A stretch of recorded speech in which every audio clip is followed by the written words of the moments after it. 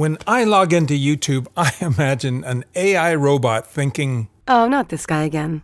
Let me guess. He wants me to find a scientist he hasn't heard of before who has a breakthrough he doesn't know about. Why can't he just click on a popular video by a charismatic influencer and quit straining my data centers? So when AI suggested this talk by Sean Spencer, I Googled him, and even Google thought I must have typoed and meant the famous former press secretary Sean Spicer.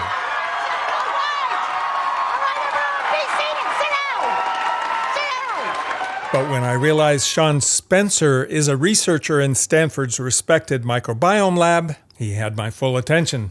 Except, I was thinking, when it comes to the microbiome, haven't I heard it all before?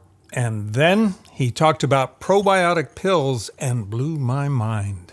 Most strains of probiotics were developed for their capacity to resist gastric pH. These are the bifidobacteria and lactobacillus. Okay, that just means they can survive our acidic stomachs and make it to the colon. I knew that. Traditional probiotics are a small portion of the human microbiome.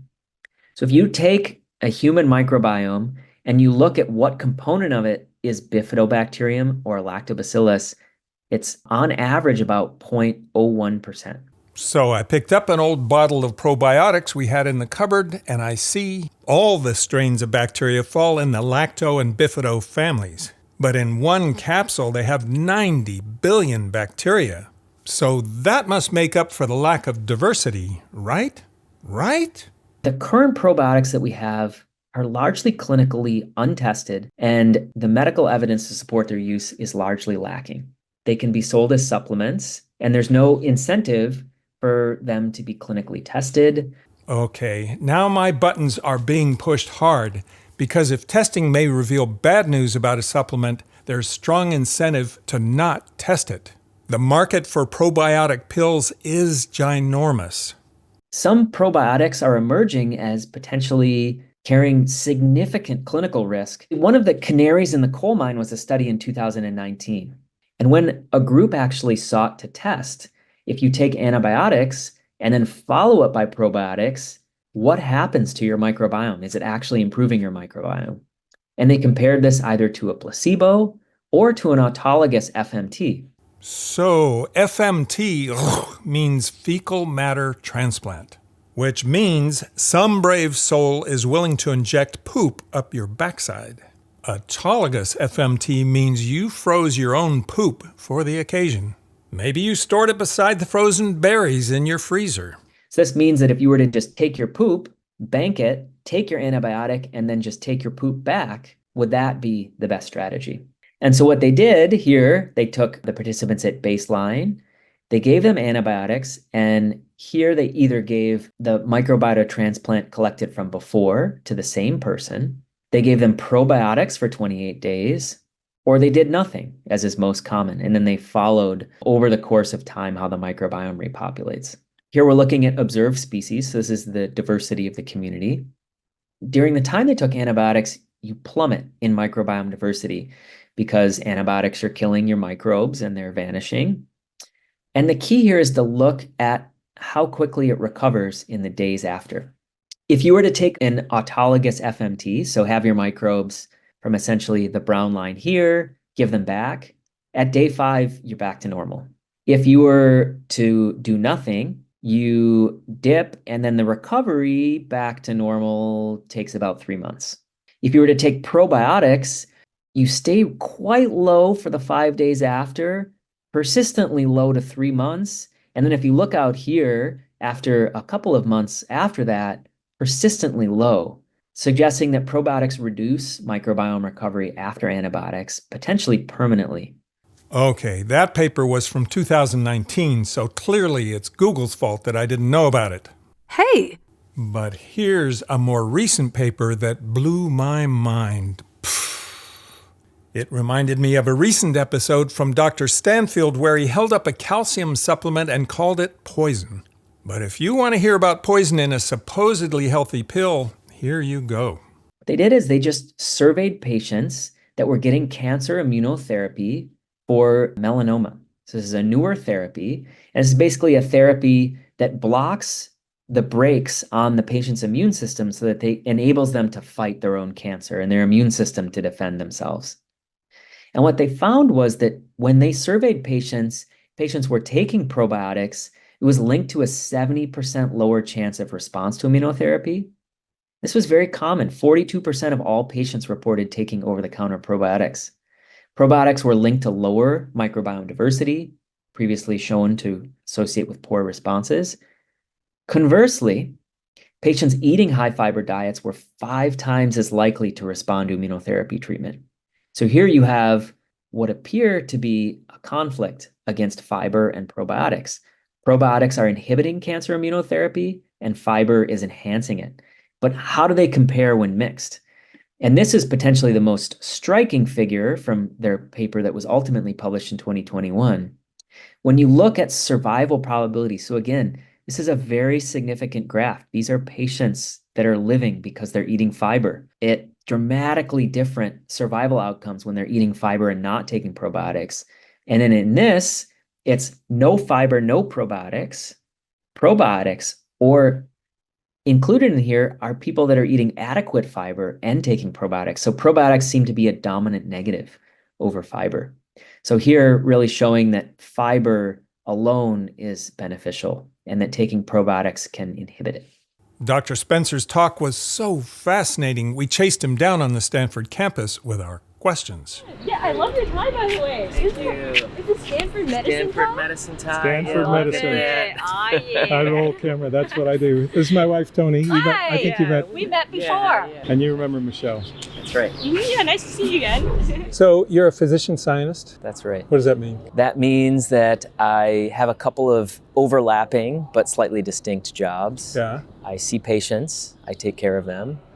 I do research from anywhere from bacterial physiology, understanding what they eat, preclinical models using mice, clinical research, understanding patients' conditions using patient samples, to clinical studies and clinical trials where we try new therapies in the clinic to understand how they might help people. So how often do you see patients? I see patients typically 1 day a week. On Mondays, I have a Monday morning clinic, and then I do endoscopy in the afternoon. And who are these patients? Who do you specialize in? Yeah, very good question. I specialize in patients, technically I'm a neurogastroenterologist. Neurogastroenterologist. So we study... brain neuro...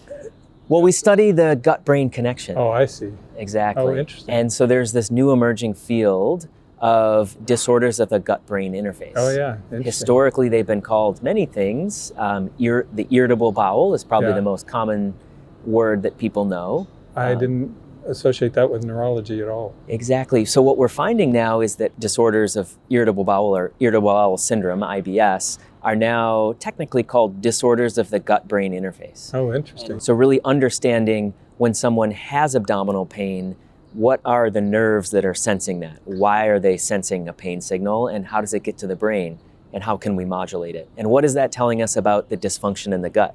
Yeah, wow. For my particular interests, I go beyond disorders of the gut-brain interface, and I really try to understand, and I call them disorders of the microbiome, diet, immune, gut-brain interface. So really trying to understand the ecosystem that's present there and the factors that are influencing that ecosystem, right? Because our gut sees all of the diet that we eat, the microbes share it, and then they release molecules that go into our bloodstream. And our nervous system and our immune system is really active in sensing the function of this ecosystem dynamically and trying to understand, A, how does that work in health? And when it goes awry, what does that look like in the clinic? Are there other brain sort of things that I think of as neurology headaches? Yes, so a lot of the patients that I see in clinic have also problems with chronic headaches, brain fog, fatigue, chronic fatigue. Chronic fatigue. The emerging hypothesis is that the signals from the gut actually dictate kind of global symptoms and body function. So cognition, how we go and move about the world, how we feel, headaches, these all might have significant contributions from the gut. Because we know that the molecules that the microbes produce in our gut do circulate sometimes at quite high levels throughout in our blood and even cross our blood-brain barrier and theoretically can influence brain function in real time. And you work in the Sonnenberg lab. That's right. Can you describe it? Yes, so in the Sonnenberg lab, I'm really keen on understanding this tripartite connection between... Tripartite, so the three parts. Three parts. So what I've mentioned earlier, it alluded to, is the diet, the microbiome, and the immune system, and how they really dynamically interact with each other. So we know, and during my PhD, I studied components of the diet that directly impact the immune system.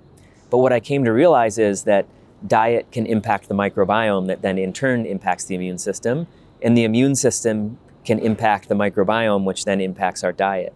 And it's really hard to study any one in isolation. So for my PhD, I studied how diet impacts the immune system, and I found myself in residency training in Boston. This was at the time when Justin Sonnenberg's work he was starting his lab and it was coming to light. It was about circa, I think, 2015, 2016. How long have you been here? I've been here 8 years now. Wow. He was an expert in diet microbiome interactions and was becoming keenly interested in the immune aspects.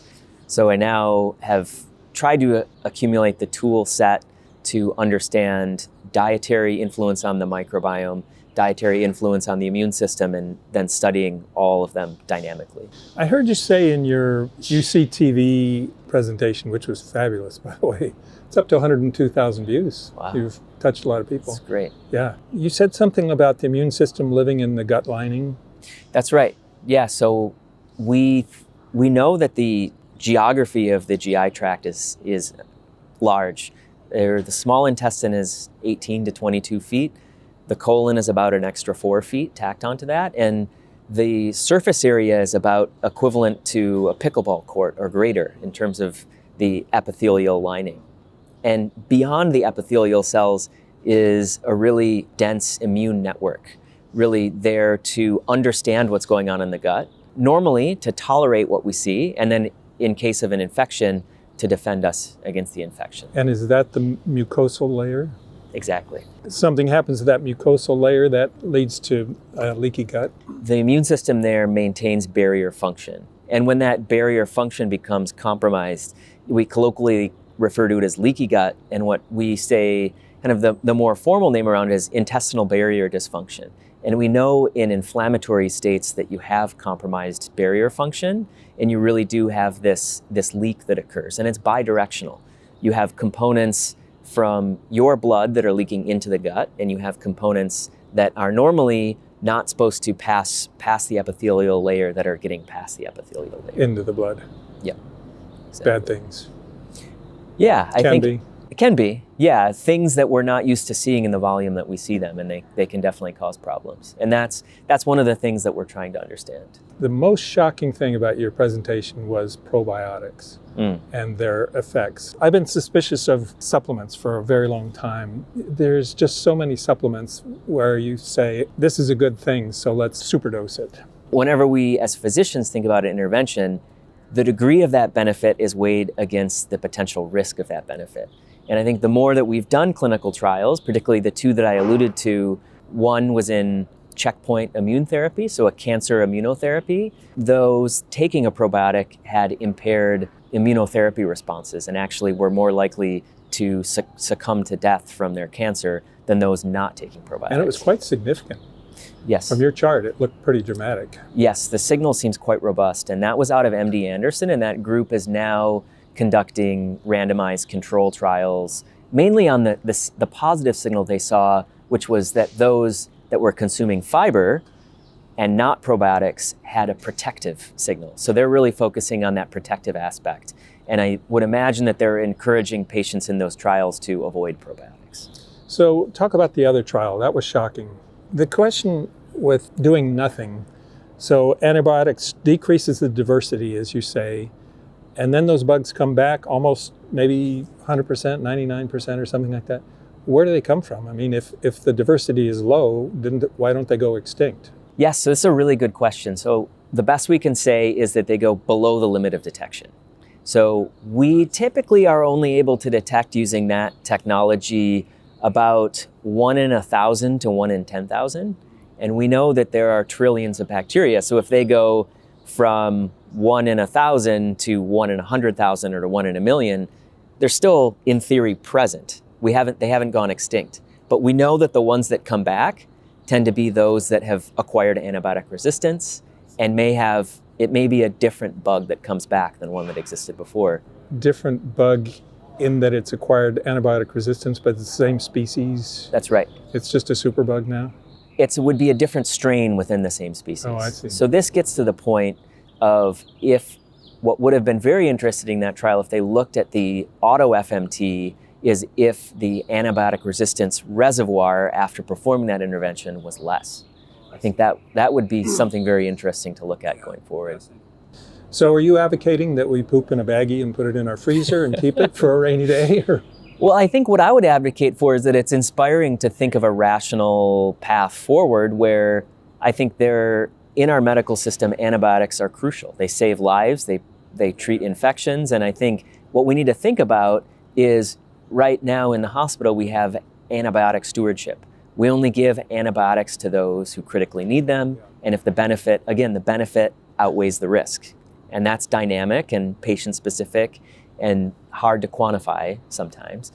But I think to mitigate the risk of antibiotics, you could imagine assessing a microbiome before the intervention, assessing it after, and if you've lost critical diversity, potentially having methods to restore it. And this gets to the concept of next-generation probiotics or microbial therapeutics. The current probiotics that we have represent a small fraction of the microbiome diversity that exists within us. It's about, at probably best, it represents 0.1% of the diversity of microbes within us. So the space, there are 2 points around that. The space within which has been tested is incredibly small. There's a ton of potential microbial strains that remain untested outside of fecal microbiota therapeutics.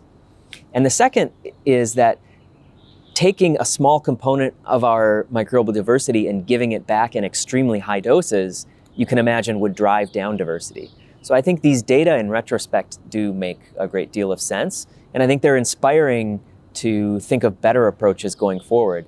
It's not that in theory that the thought of giving back microbial strains to promote diversity is wrong. I think we could just optimize the strains that we give back, and with all of the excellent tools and strains that we can now culture and give, I think we could design a much more optimal approach.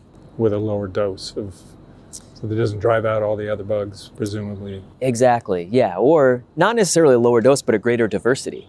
So you would have a representation of what was in there before the antibiotic perturbation, and then kind of give those strains back. So if you're listening to this and you're saying, dude, I could put my own poop back, what's the practical aspect? How do you approach that? The key thing that we've learned is that the microbiome, the strains there are pretty resilient to new invaders. It's kind of like a hotel at full occupancy. And most of these dynamics happen in the context of antibiotics. So when you take an antibiotic, basically everyone checks out of their hotel rooms, and then what you put back in, this creates this opportunity to then fill the rooms differentially. So what we're learning now in terms of microbial therapeutics and fecal microbiota transplants is that you need to create space and kind of empty houses and apartments for the new bugs to occupy. So that was a very diplomatic answer, but if I'm a patient, how do I do it? Yes, so I think this is one aspect that's a bit frustrating at times for patients because they read a lot about us doing this in mice. We publish this in very high-profile journals, doing this in mice, and we make claims that this is relevant to humans when we have preclinical studies, which I think ultimately it will be, but we're still trying to understand which patients will benefit from microbial therapeutics and how to deliver them. By microbial therapeutics, I'm talking about your own poop. Is that exactly. what you're talking That's about? a version of microbial therapeutics. I see. Poop is just a bunch of microbes and some other stuff. So with fecal transplants in general, the thought is don't try this at home, kids, if it's coming from someone else, your brother or whoever, because who knows what they could have, E. coli, you don't know unless it's screened. You have to get it from a bank. That's right. And I guess you can get poop pills now? You can, yes. So there previously was a company called Microbiome that was making them and distributing them for research purposes. With the advent of a new FDA-approved poop therapeutic, it's called Rebiota, the availability of poop pills for research purposes has actually slightly decreased. And that has to do with the regulatory aspects, because the FDA is there to ensure that we can deliver the safest product possible.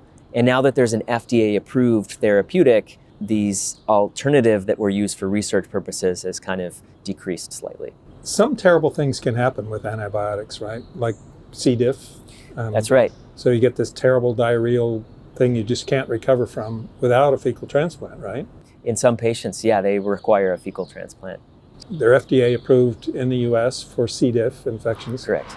And I understand that after the fecal, I mean, you can go months with this terrible diarrhea, and then you get a fecal transplant, and within hours, you're back to normal. The symptom resolution is quite fast. Symptom resolution, you're within sounding days. like a scientist. Yeah.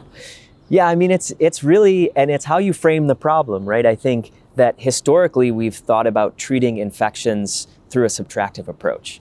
We get rid of the bad actor by killing it with antibiotics. Yeah. But what we know, if you approach the microbiome with an ecological lens and through ecological principles, you can sometimes get rid of a pathogen by putting in a bunch of good bugs. And this is the concept of probiotics. But I think we have the opportunity going forward to apply this to find a nice middle ground, right? Where a probiotic is typically 1 to 12 strains, and a fecal transplant is, hundreds, and we don't quite know what's in it. It's not reproducible. I think there are companies now, and where we will end up is between 20 to maybe 175 strains that we've cultivated, we've defined them, and we can put them in some way that they can be administered to a patient safely. And these are anaerobic, right? They die exposed to oxygen. So That's right. How do you make them into a pill where somebody can swallow them? Yeah, so we have these big chambers that have no oxygen in them, and we culture them basically in these hoods that are devoid of oxygen. And in those conditions, they will grow. And then can you convert them to a pill form? Yeah, and then you can either lyophilize them, meaning you can dry them down into a powder and deliver them. This is best. Some of them are spore forming. Those are ideal. Or you can put them in a liquid that has chemicals in it that will scrub oxygen out. And some of these, these are the antioxidants that have also been very famous since Linus Pauling researched vitamin C. So, it would be as simple as putting some bugs with a cryoprotectant, meaning it protects them from freezing and protects them from oxygen, in a liquid, and putting that liquid in a pill and administering it to patients. But the current probiotics, there's just a couple of species, and didn't you say in your talk that they don't help you digest fiber? Well, I think that's the huge limitation in current probiotics. There are almost none of them that have identified fiber utilization capacity, and someone can administer a probiotic and say, this probiotic has the molecular machinery to degrade XYZ fiber, and if you take this fiber and this probiotic, we call them in a symbiotic combination, that it has been clinically assessed that it will promote a health benefit. And that is where we need to go in the future, is to have these defined single fiber or multi-fiber strain combinations, and we've verified that that bug can use the fiber, and when it digests that fiber, that something good for your health occurs, and that this can be shown in humans. Yogurts and kimchi and all those, they are populated by those few bacteria that are in the probiotic pills, right? Correct. But those are healthful, not harmful, because Yes. of the concentration? Well, I think this is something that I focused on as part of my research that is somewhat unexpected when I started it. So in the Sonnenberg lab, we published a human clinical trial that was a dietary intervention several years ago, comparing fiber to fermented foods. And surprisingly, fermented foods had somewhat of a universal benefit. The question is, what within fermented foods is conferring this benefit? So we looked at the people who were in the trial, the study subjects, and the intervention was a recommendation to eat fermented foods. It wasn't providing a certain fermented food. And so we can look at what they were eating and who had, the most microbiome diversity or the biggest signature in reduction of inflammation, the two things that we saw. So when these people ate fermented foods, they had more microbial diversity and less inflammation, which we think are good. And is that how you measure the quality of your microbiome when a patient comes into you? Is it those two things? Well, I think that's something that we're trying to understand. What is it? And this gets back to what our findings in the trial were, is that those patients that had a certain type of fermented food were more likely to benefit from it. And we took that fermented food and using preclinical models, we asked, is it the bugs in the fermented food, or is it the metabolites, or is it the fiber? And it turns out that it's the metabolites within the fermented food that are really powerful. And so what we think is that when you ingest a probiotic, it may not be as metabolically active as one would hope inside of your gut, because it may not engraft or grow. And that the power of fermented foods is those beneficial microbes. I mean, we know lactobacilli make potently anti-inflammatory metabolites. They're abundant in fermented foods. And the power of fermented foods may lie in the metabolites rather than in the bugs. And I think this totally lines up with the current data kind of questioning the role of and really the magnitude of health benefits of administering live lactobacilli to humans. It may be that the metabolites of lactobacilli are uniquely powerful in their ability to promote health. So this all gets back to, if we are to optimize health, what is the best approach? And we want to build these networks where you put in a fiber, you have a bug that degrades it, and through some combination of either direct metabolism or cross metabolism, makes a metabolite that interfaces with the human in a really positive way. And I think that this metabolic lens is probably the most productive way to think about the microbiome. And what we're moving to is not necessarily measuring who's there or how many are there, but measuring what they're making. Because that's the real language of communication between the two. That this unique potential of metabolites is really this language, and that is what we should be focusing on. And what this might look like in the clinic, and something I've started to do, is look at keystone functions of the microbiome. What does a healthy microbiome do? And measure those molecules in patients. And what I'm finding is that a lot of patients are deficient in these keystone molecules of microbial function, whereas if you were to sequence them, it may not be readily apparent that their microbiome is not functioning properly. But for me, thinking rather simply about it, the best way to measure microbiome function is to measure its function, which seems rather Yogi Berra-ish, but it's rather clear when you actually think about it, because at the end of the day, as a clinician, we want to know how the microbiome is affecting the host. What are the mediators? How do we measure them? And then ultimately, how do we fix them? So fiber, what is it? So fiber is a type of carbohydrate. So we typically think... I heard carbs are bad.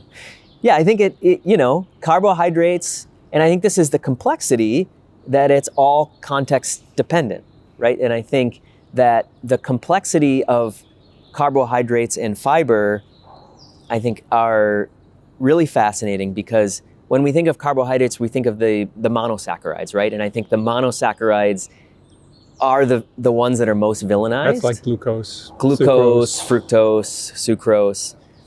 And I think in some situations the epidemiologic evidence is clear that eating large amounts of sugar is probably not great for you.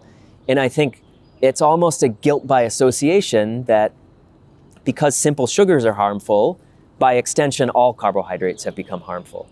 And I think that there's plenty of room for nuance here. The beauty of fibers is that they are the ultimate complex carbohydrate. And I touched a little bit about this in the UTV talk, talking about the diversity of fibers that exist in the universe. And the reason that so many diverse fibers exist is because sugars are the language of life, right? We have fats and proteins and sugars because this is how cells build and how organisms live. And plants, when they take energy from the sun and make carbohydrates, they make different types of carbohydrates and then they store them. And when they store them, they polymerize either glucose or fructose or sucrose. And then when you eat a plant, you're essentially eating a polymerized carbohydrate.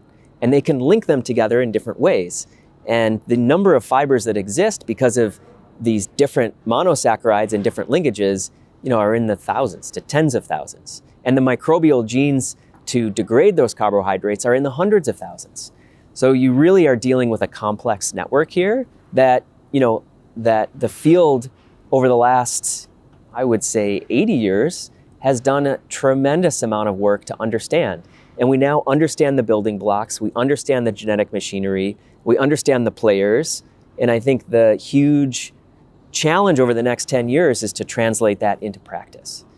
In my practice, very common, we have this list of carbohydrates that are very likely to cause problems in a certain patient population. These are the FODMAPs. They're fermentable oligosaccharides, disaccharides. What does that mean? So these are just different types of carbohydrates that when a certain susceptible individual ingests, that they cause bloating, gas, diarrhea, abdominal pain. And we think that, and there's great evidence to suggest that elimination of these specific carbohydrates in a diet can lead to symptom improvement in individuals that are susceptible. This is typically patients with irritable bowel syndrome. What foods are they in? So the biggest offender is inulin, and this is a fiber that's present in garlic and onions. It's in a lot of root vegetables. It's a way of storing its polymerized fructose. When patients consume this, they get bloating and gas and abdominal pain and diarrhea. How do patients get in that situation in the first place? Is it that the species of bacteria that can handle FODMAPs, that form of fiber, are extinct in your gut, or what happened? I think we're just starting to understand this, but there are a couple of hypotheses that have a lot of good supporting evidence. One is that you have an emergence of bacteria that actually preferentially utilize these carbohydrates. So you have a situation in which normally the carbohydrate would be utilized in a productive way. So it would be metabolized, there wouldn't be much gas, there would be an anti-inflammatory metabolite. And through either an infection, antibiotic use, random chance, you've acquired a bug that now takes the inulin and makes potentially more gas or something that leads to a diarrhea. But we still don't know, is that taking place in the small intestine? Is that taking place in the colon? What are the bugs responsible for this? This is where the cutting edge research is right now. So when you gave us a tour of the lab last month, you said industrialization of the microbiome is a real big problem. Mm-hmm. Can you elaborate on that? Well, I think what Justin's work has nicely shown is that when you look at those that are non-industrialized, so hunter-gatherers following a traditional lifestyle, they have a fundamentally different microbiome. Do they have problems with FODMAPs? To our knowledge, they don't. Their diet consists a lot of tuberous vegetables and roots. And they're getting fiber in the realm of 100 grams a day or something, aren't they? Exactly, yeah. So I think that the hypothesis is that their microbiomes are really tailored and specialized to fiber utilization. And not only fiber utilization, but utilizing fiber in a productive way. Meaning that when they take in this 100 grams of fiber, they have the bugs that metabolize it, they're not making a tremendous amount of gas, and they're making anti-inflammatory metabolites, and that basically this ecosystem is functioning in an ideal space. Mm-hmm. And what we think occurs after industrialization is that we have an acquisition of bacteria that may not have co-evolved with us, and bacteria that may deal with fiber in a different way. So our overall fiber degradation capacity is down, but then specific bacteria that profit from fibers have gone up. So you have this situation in which fibers previously were used by a diverse array of bacteria in kind of a smoldering way, and that now you may have bugs that are specialized to use these one types of fiber that have overgrown, and this is where this loss of diversity comes from. And when they metabolize fiber, they may do so in a non-productive way, meaning that they can create more gas, they can create metabolites that may be inflammatory. This is at the edge of where our research is right now, really trying to understand this. Elimination of FODMAPs in your diet has got to be inconvenient because there's some good foods Exactly. that you got to get rid of. Is there any way to just, it's sort of like a peanut allergy or something, expose a little bit and a little bit and a little bit, and eventually you get the bacteria that can digest it, or what do you do? Well, I think this is the big challenge going forward, is to figure that out. So the FODMAP diet as it is currently intended is that you eliminate all FODMAPs and then you bring back one at a time to find out if there is one. And there is now evidence that there are some that maybe are more bothersome than others, and you may get by with starting off with more of a narrow approach rather than eliminating all of them. But that's kind of in the research space right now. And mitigating strategies to understand and eliminate this intolerance are still somewhat poorly understood. There is a company now that sells enzymes that degrade FODMAPs, so you can sprinkle it on your food. This seems to be a promising approach for allowing patients to expand their diet and, again, mitigate that risk and not have the symptoms, but still be able to, go out to a restaurant and not be concerned that there will be onions and garlic in it. So we know onions and garlic are in many things, so it can be quite concerning for patients when they have this intolerance. So what about these people that comment on my channel all the time and say, I just can't eat beans, I can't eat, there's so many, fibrous foods, I know they're good for me, I want to eat them, but I can't. You must get patients like that in your clinic. Almost exclusively are the patients that I see that they strive to consume quote unquote healthy food, and their gut ecosystem or their bioreactor is just not allowing it. And it can be incredibly frustrating.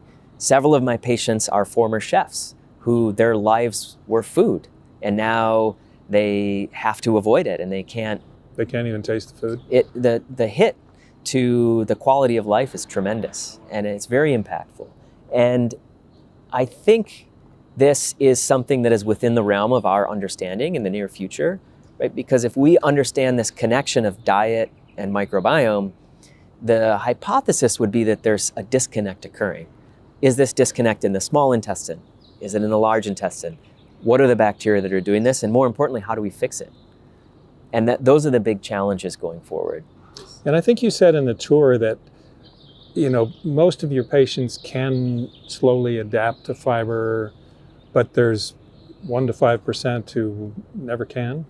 Exactly. And I think it really, taking a step back, it really questions the underlying factors that mediate a healthy diet, right? Like, we know what the foods are that we should be putting in our mouths, but once they get into our mouths, there's this tremendous scale of events that happen as it's digested and processed by our microbiome that mediate the health effects of healthy food. And if you don't have a microbiome that can process healthy food in a healthy way, then healthy food is in essence for you not healthy. Yeah. And I think that's the challenge. But the encouraging part is that on its face, that seems very fixable, that the microbes within us are mutable. We can change them through therapeutics.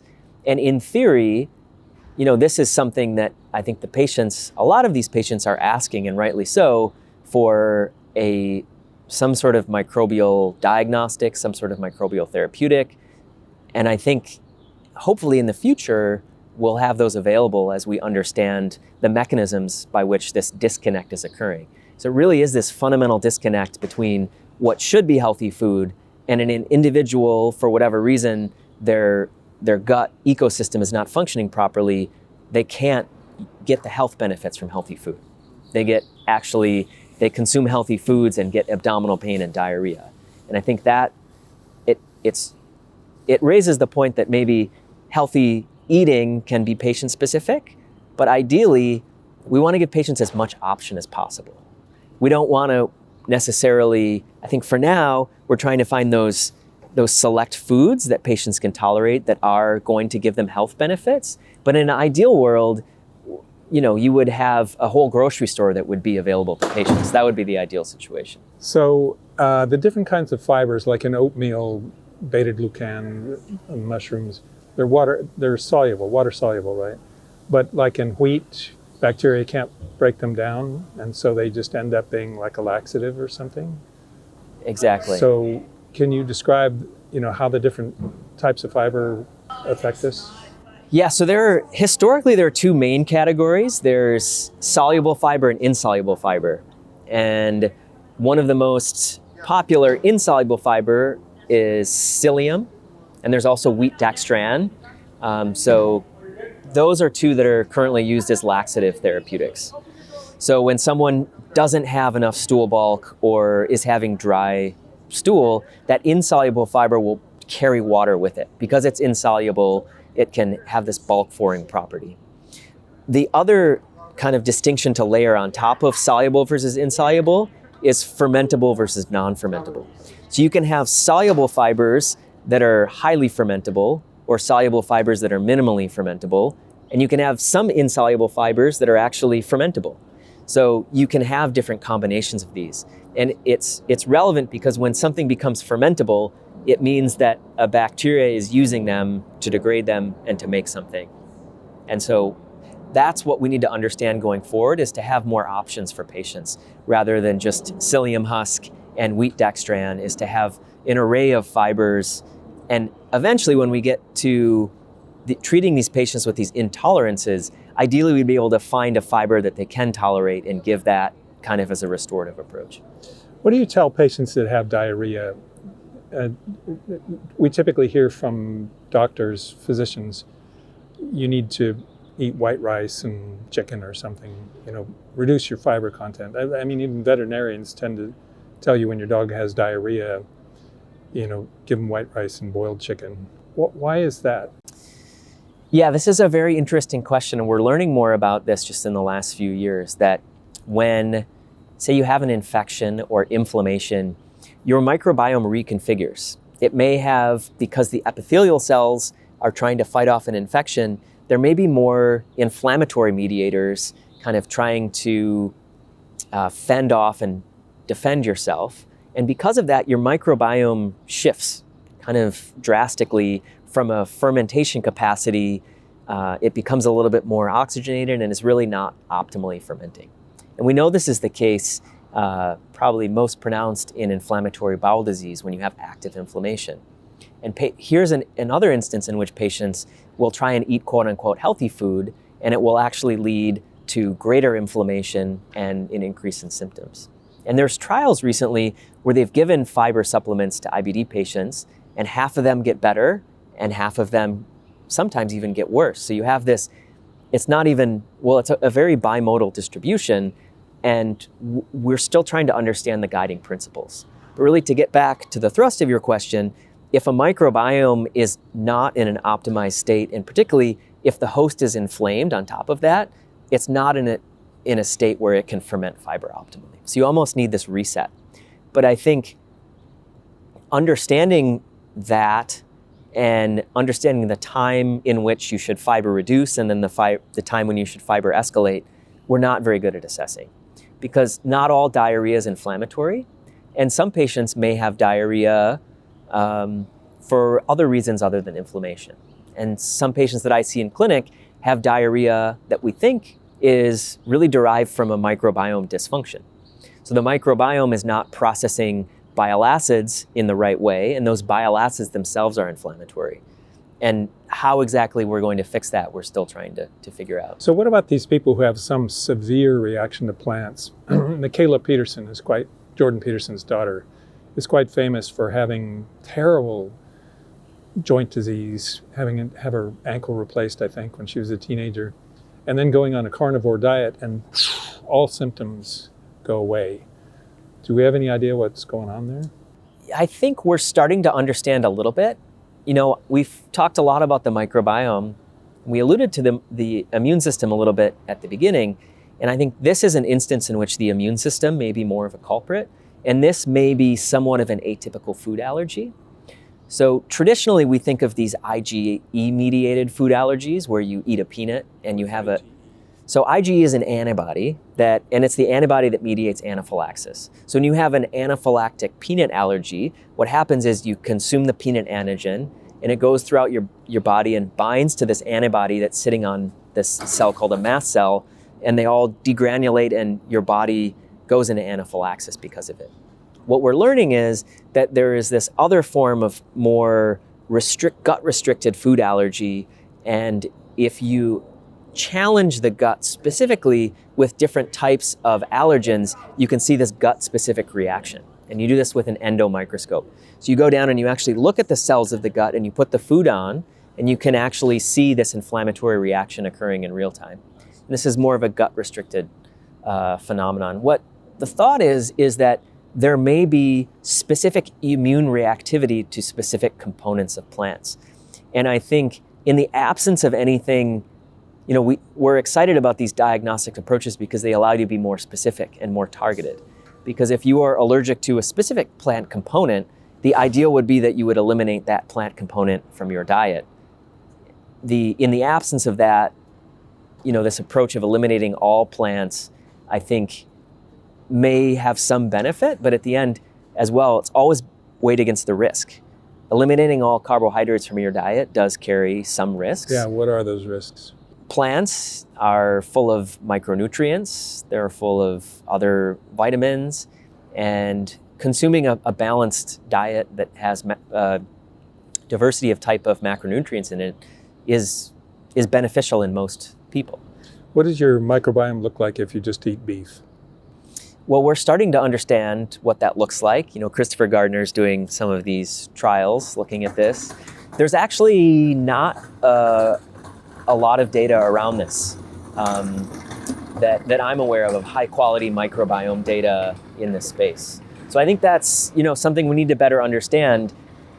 Again, of any intervention that people find beneficial, to understand its utility, we need to understand the risks, and it's always the risks weighed against the benefits. So I think, in some people, eating in a lower carbohydrate fashion may be of some benefit, but it could, in theory, cause some risks as well, and we need to understand what the magnitude of each are.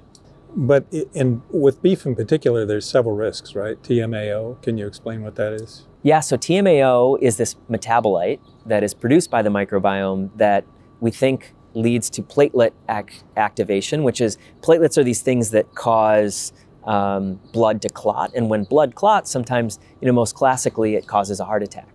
So we think that having high levels of TMAO is deleterious for health because it causes more of this pro-coagulation effect. And we know that if you look, particularly in those with failing hearts, the levels of TMAO correlate with disease severity. So those with higher levels of TMAO have more severe heart disease, and lower levels have less heart disease. And this is an instance in which we're still trying to understand which bacteria make TMAO, what are the mechanisms by which it gets into the blood, and how do we control that either through diet or microbial therapeutics. One of the intriguing things that Christopher Gardner and Justin Sonnenberg have found in their studies is that potentially plants have a dominant negative effect on TMAO production.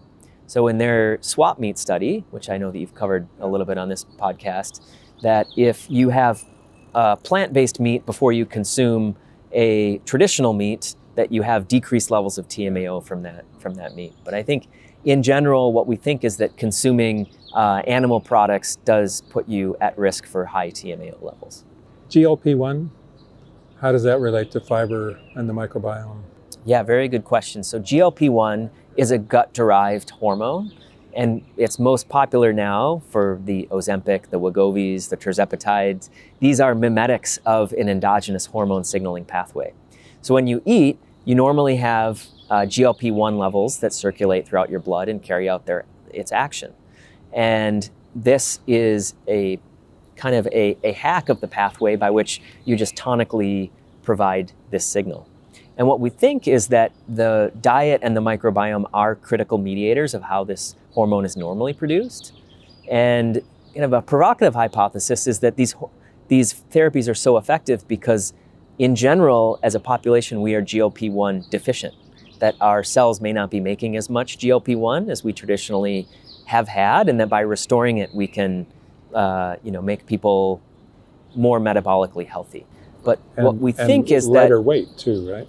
That's right. And what we think is that in normal settings, that fiber and fiber-derived signals and microbial-derived signals are really important for driving endogenous GLP-1 production.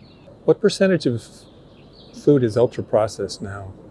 I don't know that offhand, but I think some of the statistics that I was reading recently, I presented at my children's preschool of how to, you got to speak there. giving diet advice for kids. that kids' diets are between 60 and 80% ultra-processed currently. And, just as we have a fiber deficit in adults, we have a fiber deficit in children as well, because we know that ultra-processed foods tend to have less fiber, less, in general, if you are consuming more ultra-processed foods, you are consuming less plants and less whole foods. And I think that it's really important, and particularly in this talk, what I emphasized is that even in our children, starting as early as when you wean them onto solid food, fiber needs to be a vital component of their diet, because that's when you start to train your microbiome, and that's when it starts. And I think you have this continuation into adulthood as well, where some populations are continuing to consume 60-80% of their calories in ultra-processed foods, and we think this is one of the components driving the industrialized microbiome. If you're eating a diet low in fiber and you experience a lower diversity of microbes in your gut, and you're a mother and you give birth, a lot of your microbiome is passed on through the vaginal channel at birth, right? If you don't have a healthy microbiome, does that mean your baby doesn't have a healthy microbiome too, to start with? Well, yeah, so I think this is one of the things that the Sonnenberg lab's starting to study is, can we do dietary interventions in mothers to improve the microbiome of the children? And we know that you're exactly right, that children get their microbiome predominantly from their mother, some from people that they live with in the first years of life, but mostly from their mother. And we know that it probably comes both from the vaginal canal and also from the skin of in and around the birth canal. What about breast milk? And breast milk we know is important in fostering a healthy microbiome. So particularly there are carbohydrates within breast milk called human milk oligosaccharides. So the breast is actually specialized in making specific forms of carbohydrates, and they could be considered fiber, these human milk oligosaccharides that support bifidobacteria that keep an infant gut healthy. I see. And what about the sterility of the environment? I understand that children that grow up on farms around cows and dogs, and they have a more diverse microbiome, healthier microbiome. Is that a rumor or is it true? We have really good epidemiologic evidence that those that grow up on farms, and actually the original data was actually cohabitating or living quite closely with livestock animals, that they have lower incidence of allergy. And we're still trying to understand what exactly the mediator of that is. This idea of sanitation and sterility, I think we're still trying to understand. Ideally, we have some degree of sanitation and sterility to prevent infectious disease, but again, it needs to be balanced. It's always the benefit of something versus the risk of something. And if the benefit of sanitation and sterility is less cholera, less infectious processes, that's beneficial. But if it limits the acquisition of new microbes in your childhood, then that's a risk. But we're able to mitigate that risk. Say we learn what microbes are transmitted through a normal or a historic childhood where you cohabitate with animals. We could, in theory, just deliver them back. So we could have the advantages of sanitation, whereas still delivering the microbial diversity that you get from not having sanitation. So glucose spikes. We're now all wearing glucose monitors and scared to death, seeing our sugar rise after a meal and so on. In your talk on UCTV, you had a lot to say about that. Can you elaborate a little bit? Well, yeah, one thing I was talking about is the mixing of meals, right? If you think about the small intestine physiologically, the carbohydrates, and particularly simple carbohydrates, are absorbed, but they have to reach the epithelial cell to be absorbed. And there's a growing amount of data suggesting that consumption of fibers and particularly insoluble fibers along with your diet helps slow that absorption. So there's a couple components here. There's the physical access of the host absorbing carbohydrates, and then there's, if a similar level of carbohydrates gets in, then the effect of a unit of insulin and insulin tolerance versus insulin resistance is going to drive the speed with which it decreases in your blood, and both are important components. But fiber is a tool to actually limit the speed with which carbohydrates get absorbed in the gut. And I think that's something that we can powerfully lever. And that's why you should eat your dessert last after the meal. That's right. Yeah. You know, it feels like we're going down the path again of, I see a glucose spike on my glucose monitor, so I can buy a supplement to suppress that now. And it just feels like we're compensating for not eating a high fiber meal and doing all the things we used to do, eat more slowly, walk afterwards. Exactly. In your talk at UCTV, you mentioned particle size of the food. We have a family dispute here, and my wife is sitting right over there, and we need you as a family counselor to settle this dispute. Because I've always had this intuitive feeling that when we make our green smoothies, we ought to leave them a little granular so that things get down in the colon where they can be fermented. But she prefers it smooth. Can you take a side on this issue? Well, I can say that there was one trial that I was specifically referencing where they had what they called the microbiome enhancer diet. And what they focused on specifically in the microbiome enhancer diet was having larger particle size because of the theory that it... Like nuts instead of nut butter. Exactly. Sorry, I interrupted. The theory that it makes it to ferment in the colon. And I think that this is an instance in which nuance may be important, in that I think there are fibers that no matter how small particle size they are will not be absorbed by us in our small intestine and will not likely be utilized by bacteria in our small intestines, that even at a small particle size will pass through. And these might be things like cellulose, right? Like plant cell walls. If you were to take a spinach plant cell wall and break it up into smaller components of cellulose, they are not likely to get used in the small intestine and may pass through. Other fibers, for instance, if you take a fruit and the carbohydrates within the fruit are in a plant matrix, and you break up that plant matrix, you may liberate some of those sugars into bioavailable simple sugars that, that may be more readily absorbed. So I think there are some that it may affect and some that it won't. And I would say, again, variety is good. What's the size when you say, granular more than smooth? Are we talking pea size? Are we talking smaller than that, like rice? Yeah, I think we're talking at the microscopic level. So down to a single molecule of cellulose it's a polymer very similar to glucose. So it may be, a number of carbons, or it may be plant cells or a whole plant organelle if you were to eat an entire plant. So I think there are orders of magnitude here, and I think what the ideal is that you don't break down everything to the molecular level.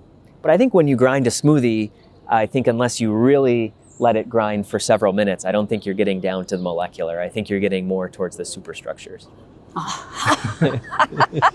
Michelle, can you hand me that other camera? Thank you. I wish I'd had this running for that. So that means I can have my smoothie. Yeah, something I've been putting in my smoothies recently is psyllium husk, which is great because that's really hard to break down to any significant level. So, you said something that really upset me in your talk, and I've resented it ever since. You talked about snacking. Uh-huh. I don't like to eat big meals and then go a long time, and you were dissing snacking. Can you defend yourself? I think the question was specifically in reference to circadian biology of the GI tract. And if your specific interest is to reinforce circadian biology, I think this concept of eating a large meal and then not eating in between and then eating a large meal probably reinforces circadian biology to the maximal extent.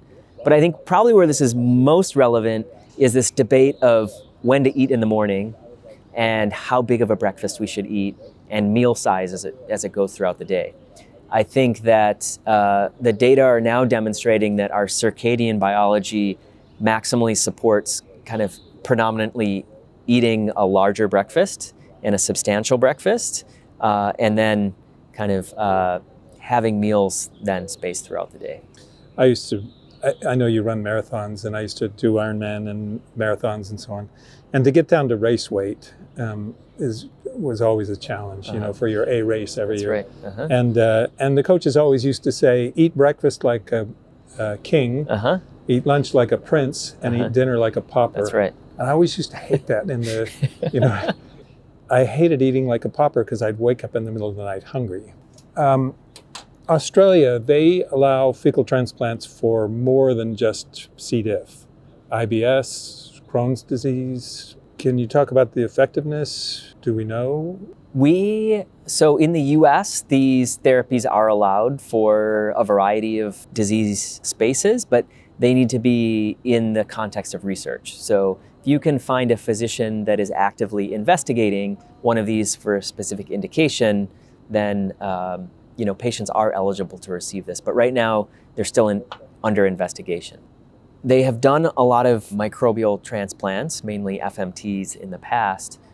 And there is some evidence that in inflammatory bowel disease, specifically ulcerative colitis, that there is some hint that there may be benefit.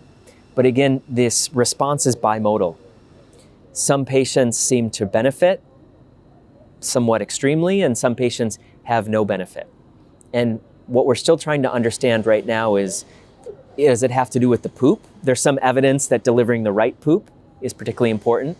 So when they take 3 donors and they have a 3-arm clinical trial with 3 donors, there are what they call super donors that are more likely to induce remission.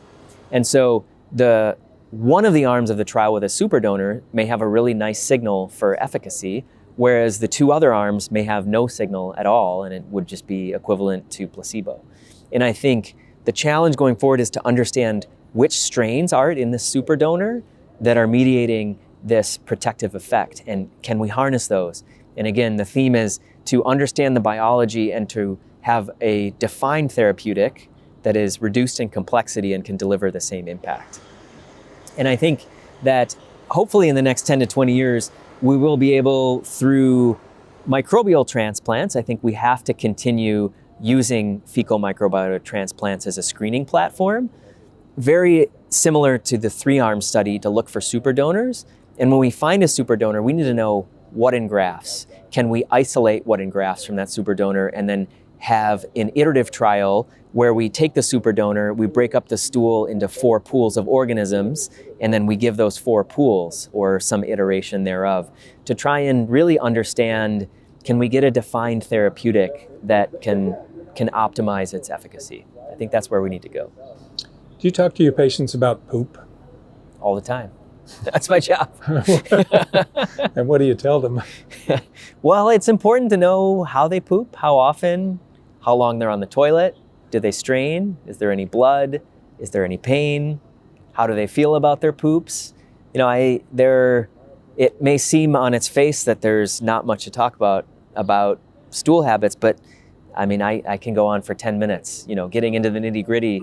There is a spectrum, right? There are patients that poop once a week. Ooh. Once every 2 weeks, Ooh. Sometimes I see. And trying to understand, what are they eating? What is the reason? Typically, if you have constipation that is severe, there's a lot of things going on in combination to lead to that. And it again gets to this issue, it might be tempting to say, well, you need to eat more fiber. But essentially, they have a traffic jam. And it's like, if a freeway was crowded and your solution was to put more cars on the freeway, that's not a viable option. And so we need to work together to figure out what is the cause, what is the root cause of your problem, what are the multifactorial etiologies, and how can we fix this? Because what I tell patients is, until you get your traffic jam fixed, you can't put more cars on the road. And this is part of the integrative approach that I take in approaching diet and the microbiome with my patients, is to first understand what their gut physiology is and try and understand it. One of the most common reasons that I see for severe constipation is pelvic floor dysfunction. So pelvic floor dysfunction. Pooping is actually a very complex process. We don't appreciate there are a lot of muscles in the pelvic floor. So this is, the rectum and anus. And some of the muscles when you poop are supposed to relax, others contract. And they do so in a very orchestrated fashion. And it's very tempting, particularly over a long period of time of potentially having low stool output, potentially from having a low fiber diet, to push if you have a small, dry stool. And then over time with that pushing, you lose this ability and you lose the muscle memory to actually poop properly. And then at that point, if you can't, it's like if you're closing the exit on the highway, and that's how you get the traffic jam. And we're very fortunate at Stanford. We have a high resolution anal rectal manometry, meaning we can measure the muscles, how they're functioning. We have physical therapists that can help restore that function. And what I'm finding is that... How do you get that job as a physical therapist to help people with their poop? It's very rewarding, actually. Is it? We're very lucky. Those that do it are sometimes, those that get into physical therapy are often athletes. We have one that's a formal ballerina.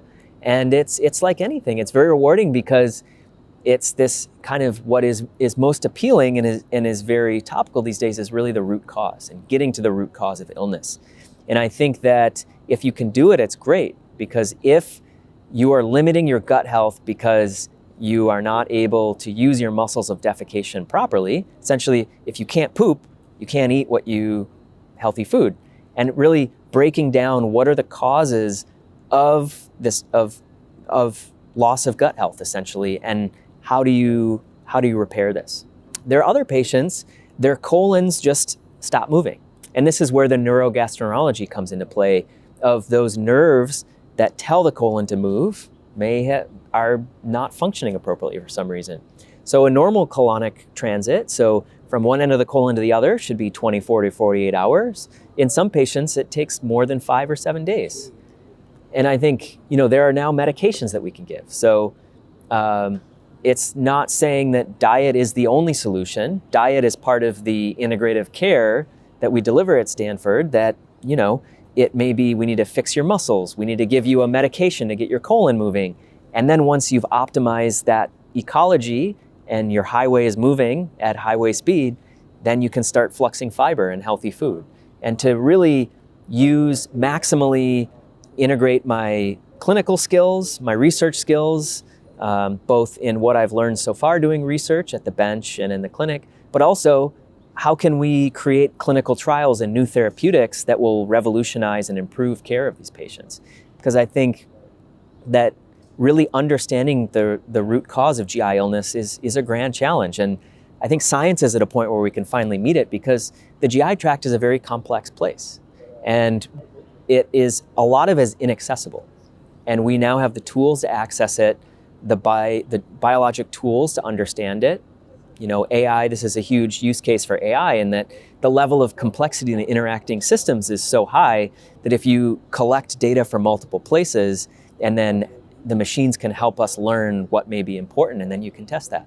When my dad got custody of me as a teenager, big dietary shift, because he was a high meat, high cheese guy.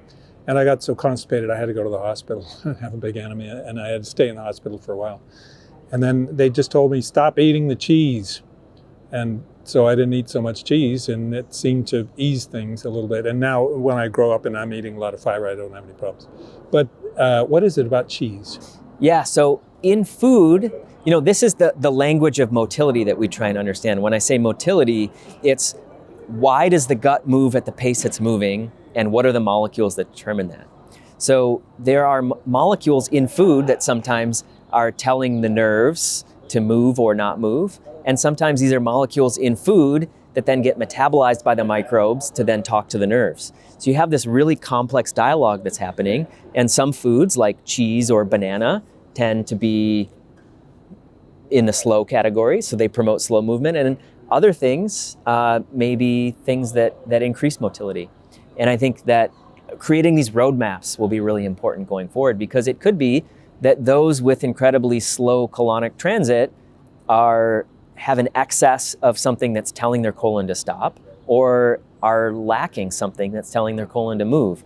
And really how to understand what that molecular language is so that we can intervene is really important. Resistant starch. Tell us about that.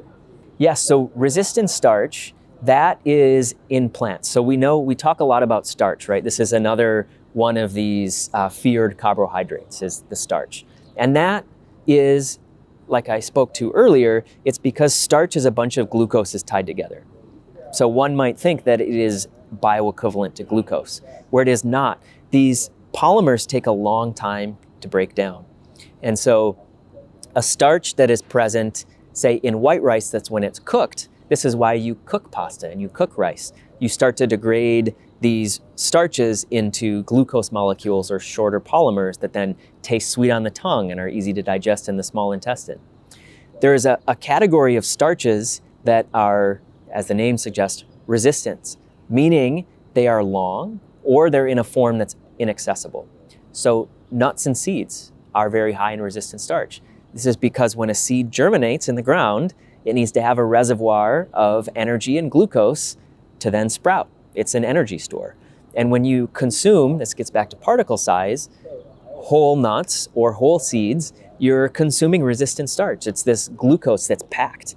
And then it gets through your small intestine, and there are bugs in the large intestine and in the colon that can then utilize this glucose polymer. And what they do is they have special machinery that can latch onto it and then start to take glucoses off of it and use it as energy. So it's all about MAHA now, Make America Healthy Again, which is sorely needed. And suppose you were asked to testify in Congress and you were introduced as the poop expert. No one knows more about poop than Sean Spencer does. And you're here to testify to Congress about what would make America healthy again. What would it be? Very good question. You can't focus on food alone because the microbiome is so critically important in governing how food is received by the body. So the point that I would make is, one, that food and the microbiome are critically linked, and that if our microbiomes are changing over time, and we think that they are driving an inability to maximally extract the health benefits of our diet, we need to be studying what is quote unquote healthy food, but also how can we optimize our gut ecosystem to extract the health benefits from that food. These go hand in hand and essentially can't be divorced. How do you become a super donor? Because I think there's a super donor sitting over there. That's something we're very interested in measuring.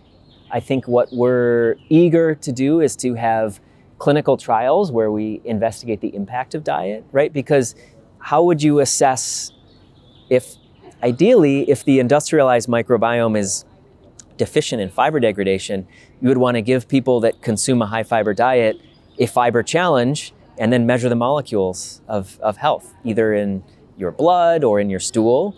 So what this would look like is gathering 20 people and giving them an ultra high fiber diet or a defined fiber challenge, and then measuring these things.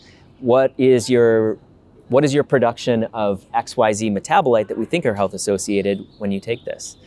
And then the next step would be, if you have individuals, say from that trial of 20, 10 that consume a high fiber diet and have molecules that are made that are inflammatory and they don't have the inflammatory effect, then those patients would then be eligible in a crossover design to receive an FMT from those that have maximal benefit.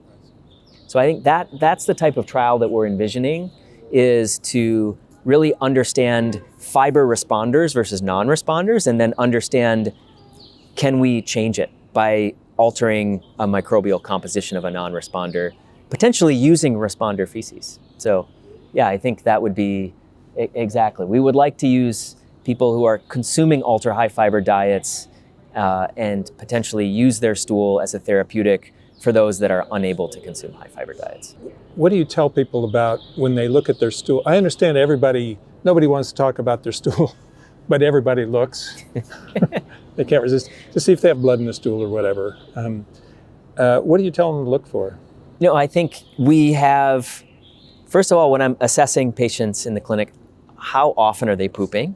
We're looking for, 1 to 3 semi-formed soft bowel movements per day. We have this Bristol stool scale that we look at that's 1 to 7.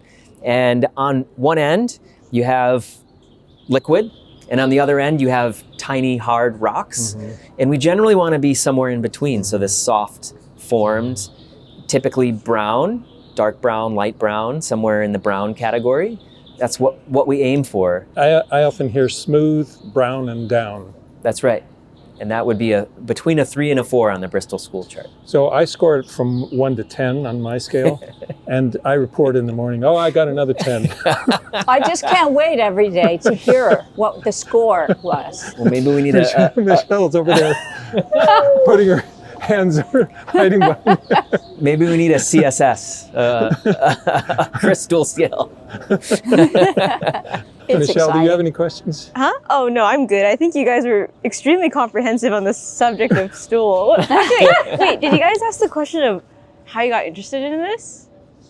No, we didn't. How did I get interested in this? That's a very good question. I was mentioning the last time we met that I was an athlete, and I noticed that what I ate had profound effects on how I performed and how I felt, and I became very keenly interested in food. And as I went down kind of the rabbit hole, understanding that the importance of food was really dependent on the importance of the microbiome. And this has been a hugely important area that has blossomed over the last 20 years as I've become interested in it. And if you care about diet and the microbiome, you almost, the window into the soul of the microbiome is the poop. So, I heard Erica Sonnenberg say once that they didn't know what they would find when they started the microbiome lab 15 years ago. What constituted a good microbiome? What created a good microbiome? And she said, it really came down to 2 simple things: fiber and fermented foods. Mm-hmm. I have the feeling that we're all obsessed about protein and protein powders, and that brings up another question. But it seems like fiber is the nutrient of concern, the more important nutrient of concern. Nobody's protein deficient, but everybody's fiber deficient, basically. And that brings up the question, protein powder has emulsifiers in it sometimes, right? Talk about emulsifiers in the microbiome. Yes, so there is very good evidence that emulsifiers and foods that contain emulsifiers, they are by nature designed to dissolve things. And what they will do is they go and they dissolve the mucus that is your protective lining in the GI tract. And what they do is they allow the microbiome, which is normally very well segregated, they're good fences making good neighbors, and that fence gets broken down. And the neighbors start to encroach onto our epithelial cells and potentially cause inflammation. So it's an instant in which emulsifiers can be directly harmful to the bugs themselves, but it disturbs the interface and that really nice segregation that we have between, and what we should have between our cells and our microbiome. What are the foods that have emulsifiers? So these will be things that you'll see typically on an ingredient list that has more than 10 to 20 ingredients, and these will be things oftentimes like your polysorbates. Okay. Yeah, and then there was this paper out recently that was looking at microbial metabolism of proteins. And I think when bugs see an excess of protein, and particularly excess of protein in the absence of fiber, they make metabolites that can be very pro-inflammatory. And I think this is another instance in which it's not just a story of what you're eating, it's what you're eating, what else you're eating it with, and what your bugs are. I think this is the theme for almost everything is what's the combination, what's the big picture, and what's getting to your bugs, and what are they doing with it. And if you are eating a high protein diet, so high protein that it is delivered to your colon, and specifically in the absence of fiber, these bugs, they're opportunists. They will munch on whatever is available, much like us. And when they see exclusively protein in the absence of dietary fiber or carbohydrates, they enter in a different mode of metabolism that tends to produce metabolites that we know are inflammatory. And this is an instance in which it may not be that, the protein powder in itself is bad, but again, the absence of fiber in there to mitigate the effects of protein, I think are potentially harmful. Fascinating. That was great. Thank you. We went way over time. That's so okay. Sorry, but No. you're so fascinating. If you have more that you want to ask in the future, I'm very open to doing great. a part 2. If anything. I think people will be asking for a part 2. We had this terrible joke. She's gonna scream. No, you can't say. You're not gonna say the one I think you're gonna say, are you? It's not that one, right? I'll be very nice about it. No. Okay, all right. That's the thing. She was asking about, a number 2, and I was thinking. I didn't know so funny. We got to do number 2. Yeah.